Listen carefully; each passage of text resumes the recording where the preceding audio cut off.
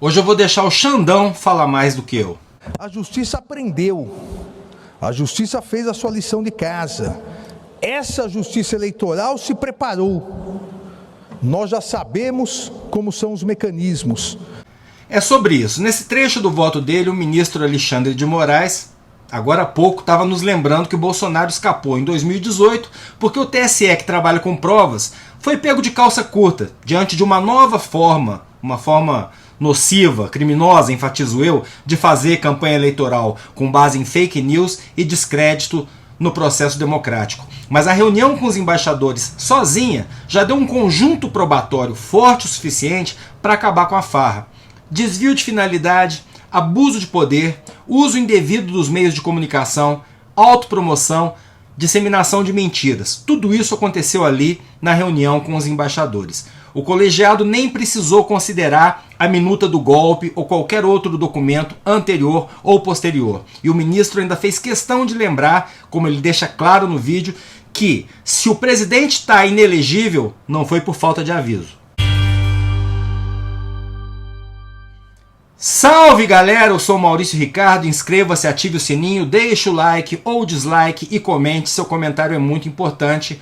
Ontem a gente já estava cantando a bola, Bolsonaro se tornaria inelegível, difícil era prever o placar. Deu 5-2 porque o Nunes Marques, indicado pelo ex-presidente golpista, não pediu vistas, mas também não considerou que o que o amigo dele fez foi um erro de tanta gravidade para merecer 8 anos de inelegibilidade. Vamos só pensar numa possibilidade aqui, a de que Bolsonaro, que perdeu por pouco, tivesse ganhado. Seria um erro menor? A vitória a partir de mentira e da confusão dos eleitores seria justa? E tente imaginar, Bolsonaro vence, sobe a rampa, toma posse. Aí essa ação aí é julgada e os ministros do TSE decidem que, ops, você trapaceou, sua vitória está anulada. O que seria desse país? A única pergunta que qualquer democrata pode se fazer numa hora dessas é: o evento com os embaixadores foi desse tamanho? E a resposta é: foi grande o suficiente. A gente viu muitos absurdos, alguns até maiores.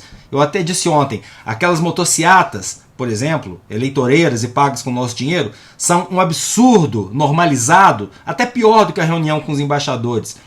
Mas vamos nos lembrar do que rolou lá com os embaixadores, pelas palavras do ministro Alexandre. Primeiro, ele faz questão de lembrar que não era um evento diplomático, uma vez que não envolveu o Itamaraty e o tema não era assunto internacional, era um mimimi a serviço de uma estratégia. Eu editei aqui em vídeo o que o Xandão apontou como as mentiras sobre as urnas e as eleições que o ex-presidente despejou em cima dos embaixadores.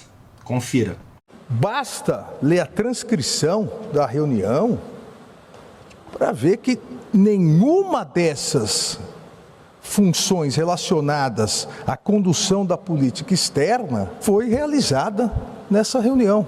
2 embaixadores até publicaram nota depois de repulsa. Começa com uma autopromoção de que foi militar, que gastou tanto na campanha, que 15 anos no exército, que junta multidões. Veja, qual o interesse das relações internacionais nisso? E depois parte para divulgação de mentiras. Não são opiniões possíveis, são mentiras, são notícias fraudulentas. Abre aspas, teria muita coisa a falar aqui, mas eu quero me basear exclusivamente em um inquérito da Polícia Federal, inclusive inquérito que o investigado, então presidente, quebrou o sigilo e a investigação na Polícia Federal, onde um hacker falou que tinha havido fraude por ocasião das eleições, falou que tinha invadido tudo, mentira. Tudo começa nessa denúncia que foi de conhecimento do Tribunal Superior Eleitoral e o hacker diz claramente que ele teve acesso a tudo dentro do TSE, mentira. Todos sabemos, primeiro, que as urnas são offline, as urnas não são online. Os hackers ficaram por 8 meses dentro dos computadores do TSE, com códigos-fonte, com senhas e muito à vontade dentro do TSE. Mentira! Assim como é mentira quando diz que o código-fonte não foi divulgado. O código-fonte ficou 1 ano para todos os partidos políticos, todas as organizações, Ministério Público, Polícia Federal, Forças Armadas, outra mentira, um encadeamento de mentiras, de notícias fraudulentas. O que é comum, né? Acontecer em alguns países do mundo é o chefe do executivo conspirar para conseguir uma reeleição. Estamos fazendo exatamente o contrário aqui, acusando o TSE de conspirar contra a sua reeleição.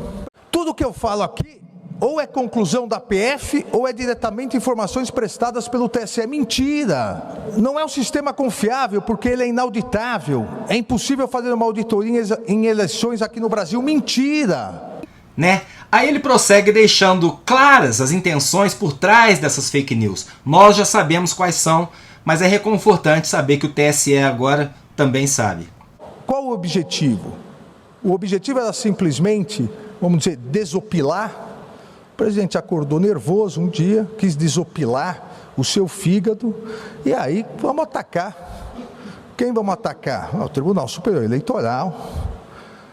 O Supremo ficou na outra semana, o ataque, o ministro Alexandre foi nas 3 anteriores, então vamos agora no Tribunal Superior Eleitoral e nas urnas eletrônicas. Mas não foi isso. Um encadeamento, uma produção cinematográfica com a TV Brasil, com vídeos das reuniões, para imediatamente, em tempo real e na sequência até a eleição, as redes sociais bombardearem os eleitores com essa desinformação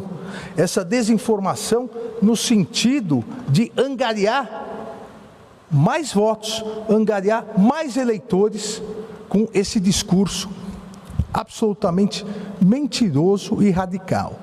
Alexandre de Moraes, no seu voto, também tenta explicar para os desavisados a diferença entre liberdade de expressão e aquilo que rolou lá na Alvorada diante dos olhos do mundo através dos embaixadores. Não há aqui nada de liberdade de expressão.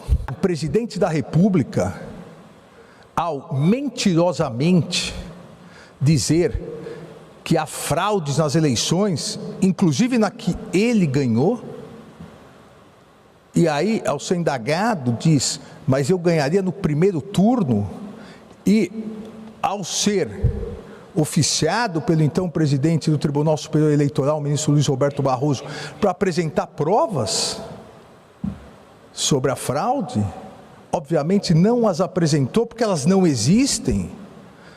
Presidente da República que ataca a justiça eleitoral, ataca a lisura do sistema eleitoral que o elege há 40 anos, isso não é exercício de liberdade de expressão.